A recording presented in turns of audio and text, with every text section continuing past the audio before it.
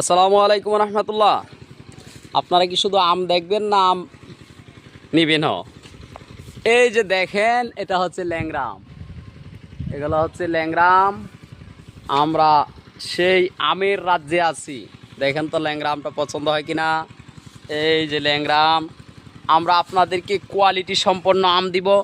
আমরা 200-250 গ্রামের নিচে কোনো আম দিব না।